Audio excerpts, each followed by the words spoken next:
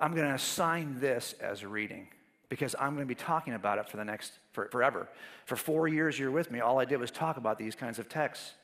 I'm not going to stop there, but I want them to hear the objections from me before they hear them from a professor. Does that make sense? And then, of course, they're fully inoculated.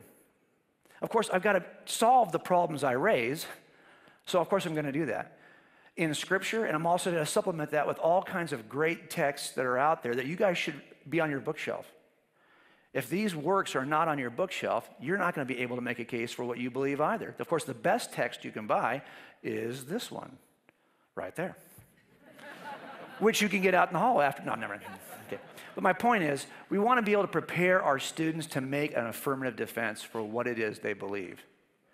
And when we do that, I think we end up in a better place because we prepared our students. So someone like Gabriel here who said this, I thought was pretty powerful. I was in several youth groups in high school and unfortunately found that youth group was too soft. We played a lot of games, had a lot of fun retreats, but rarely learned about the fundamentals of faith and why we believe what we believe and what it is that we do believe. Now that I'm in college, my faith is under constant scrutiny, always being tested by scientific concepts and the secular slant of most universities. I wish I had been equipped with a more solid justification for my faith, knowing how to answer the tough questions, how to respond to arguments, how to stand firm in what feels like a storm against my spirituality. We have to help our students. We have to equip them. We have to arm them. That's why yesterday, when we did our conference, what did we talk about? We began at the bottom with truth. Then we take a step up from that. We want to talk about God's existence. Why should we trust the Bible? And then why do we think Jesus actually rose from the dead? That 4-step process is what I want to teach young people so they can defend it. Next thing you got to do is the thing that I think makes all the difference in the world. This is the one thing that turns teaching into training. Ready? You've got to involve students. You've got to engage the challenge personally. You've got to engage students in the battlefield of ideas. So how do we do that? Well, if this is my agency, this is the police department where I work, if I can handle every call by staying on the phone, if every call that came into the police department I can handle by just talking on the phone, do you think I would ever train physically? Do you think we'd ever try to stay in shape? We'd ever learn how to grapple? We'd ever shoot our guns at anything? Do you think we would ever train at all if we could handle every call without leaving the building? Of course we wouldn't. If you don't plan on deploying, you don't need to train. Think about it, folks. Is the church really that different? If we don't plan on deploying, there is no reason to train. So the thing that turns teaching into training turns out to be deploying. Make sense? So when I first started thinking about this, this is one way to learn grappling. Sit in the classroom and I can describe for you what you do if this happens, but at some point it's time to wrestle and it's no longer time to talk about wrestling. We got to wrestle now. We got to get in the ring because you're going to learn more in the ring than you will on that chalkboard, am I right? So what we have to do is figure out a way to make this happen for us as a church. I used to think if I wanted to be a better youth pastor, I needed to study more, learn more doctrine, learn more, teach better. No, I could change everything in my youth ministry. That first set of students who walked away from Christianity in their first year, I could change all of that with a calendar. It turns out all of this changes with a calendar. I was very impressed with what your church does because I seen your calendar. This is a good church. The fact that you would even have a conference on apologetics yesterday blows my mind. And then has many people who turned out, something good is happening here. But it's rare. I'm just going to tell you that. It's rare across the country. If I want to know who you are as a Christian, I could find out by asking you, or I could look at your calendar in your checkbook or your statement for your debit card. That's going to tell me a lot more who you are. Am I right? So the first thing I did as a youth pastor is I started to schedule challenges for my students. The first challenge we just took 2 weeks ago. I don't know if you know who Josh McDowell is. He's an apologist. His son Sean's a friend of mine. We took 38 students to Salt Lake City. We do it all the time. Because in Salt Lake City, you're going to encounter a very sophisticated heresy called Mormonism, in which every term that we know as a Christian has been changed. Who Jesus is has changed. Who God is has changed. What salvation has changed. What heaven is has changed. You name the term, they've changed it. If you want to learn what you believe about those terms, one good way is to go talk to Mormons and try to dialogue with them. We take all these kids to the Salt Lake City Temple. We go on the temple grounds. We meet with some of the best Christian apologists who work with Mormons in the area. We train for days. We train for 8 weeks before we go. And then we put our kids through horrific evangelistic scenarios in which they're going to be on the temple grounds talking to sisters who are in the tours, out in front of the temple gates, talking to people who are on the street. We take them to BYU, where we go into the food court of BYU, and we strike up conversations with the students at BYU. You can tell in this particular photograph who the Mormons are. They're all wearing white, and the Christians are all wearing black. Don't know why that's the case that day. I thought about it later. I said we should probably not be wearing black when we go in there. But anyway, but you get these 2-hour conversations about spiritual issues. And if your students are not ready, trust me, they come home that night, they're destroyed, because Mormons know their scripture and yours better than you do. And you try to talk theology with a Mormon who's been raised up through primary, through institute, through seminary and high school. These are programs they have in place to train up their young people. Our young people do not fare well. And they come home that night and they are crying about how poorly they did. And they're up till 2 in the morning studying their Bibles and studying the Book of Mormon, trying to be a better ambassador of Christ. And I'll just tell them, go to sleep. Go to sleep, because you know how you got messed up today? Tomorrow you're going to solve that problem tonight, and tomorrow you're going to get messed up a whole new way. So just go to bed. We can do it again tomorrow. But you can't get them to go to bed. They'll sleep 6 hours a night because they want to know where they went wrong. Now teaching is becoming training.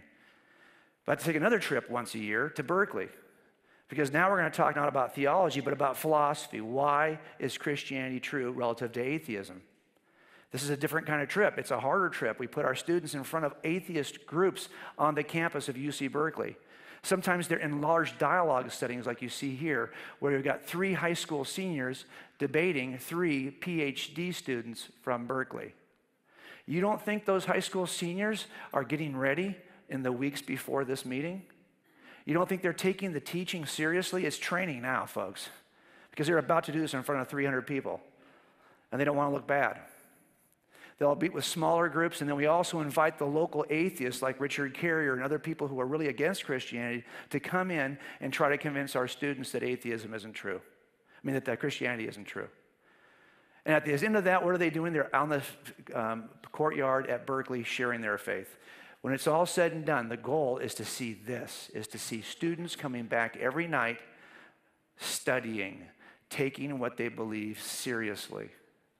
Because battlefields do change everything. They take teaching and they turn it into training.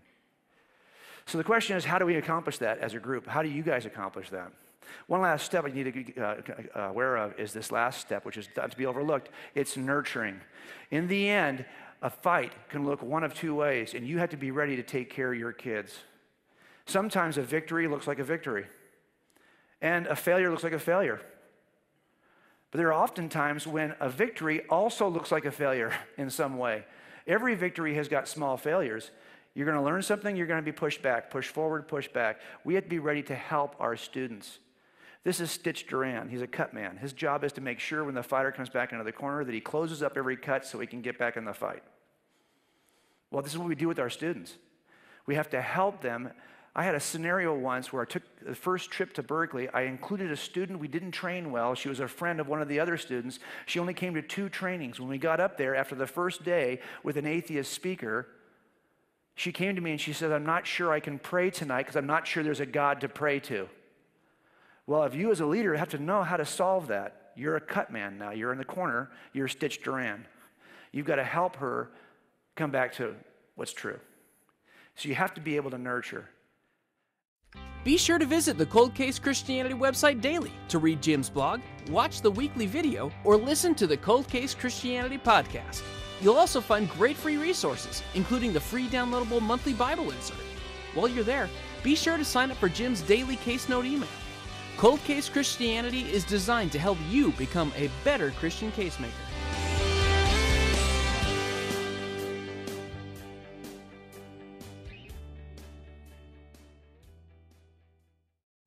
Need a speaker for your next conference, retreat, training seminar, or church service? Jim travels around the country, making the case for the existence of God, the deity of Jesus, and the reliability of the Bible. He'd love to partner with you to create a powerful, transformational training experience. Just visit the Cold Case Christianity website and click the Book Me tab. You'll find everything you need to know there, including a list of Jim's speaking topics, promotional materials, Jim's speaking calendar, and a link to connect with our team so we can book your event. Okay, there you have it. You saw the steps it takes and the acronym that I typically use. And I did it here on our broadcast about 2 months ago, the TRAIN acronym, TRAIN, that helps you to see what training is all about. These are the attributes of training. And if you think about it, there are few professions out there that train as much as first responders. The military trains, first responders train, police and fire. Why? Because we know that we're going to have to put these skills into service at some point. And you end up responding in crisis, you end up responding reflexively to training. It's like muscle memory. You don't spend a lot of time thinking through when you're in a crisis situation. You do some of that, but a lot of what you do in a crisis situation is just react reflexively to the way you've been trained. And that's why training is so important. If I know the answer to an objection so quickly, I'm so familiar with that answer that I'm able to actually articulate it from almost a muscle memory, rather than have to re-navigate it every single time that objection comes up because I really haven't studied it all that much. Well, you're in a much better place to defend what it is you believe. And then you're also in a much better place to not be convinced easily of something that isn't true by somebody who's pretty articulate. I would much rather my students know the difference reflexively so that when this thing comes, the objection comes for the very first time, it just kind of bounces off because they already have been there, done that. I've already studied that issue. I already know why that's not true. I already have learned how to think properly using the proper laws of logic to be able to see where the problem is in that thinking. That's what we want for our students, to be so familiar with how to reason and so familiar with the evidential facts that they are acting out of muscle memory rather than having to navigate everything again every time it happens. So that's the process we do with our students. And if you think as a parent that you can't also get your students involved in a transformative experience, of course you could. As a matter of fact, I've seen parents do this with just a survey, the same kind of survey we use when we go to Berkeley or Utah, where we have a survey in the students' hands that just helps them to ask a few important questions. Hey, would you mind taking a 5-minute survey about what you believe? Most people will, okay, what's the survey? And you'll start going through the questions. And that kind of a survey, you can shape it any way you want. It's really designed to engage people in a conversation. I've seen parents use that in an afternoon at the mall. And you'd be amazed the conversations that start at the mall. And you might think to yourself, oh my gosh, I would never do that kind of thing. Well, that's why we have a problem with young people who can't answer the big questions of life and are so easily persuaded by the false answers. Because we as parents won't take the initial step. It's not an easy answer that I'm offering in this video, but it is an answer. And I hope it helped you this week here at Cold Case Christianity. Next week we're on to something new, and I hope you'll join us next week right here on the NRB Network at Cold Case Christianity. Thanks for joining us at the Cold Case Christianity broadcast. If you're interested in more information about this week's topic, please visit coldcasechristianity.com. For a thorough investigation of the reliability of the New Testament Gospels and the case for Christianity, be sure to purchase Cold Case Christianity. A homicide detective investigates the claims of the Gospels. It's available wherever books are sold.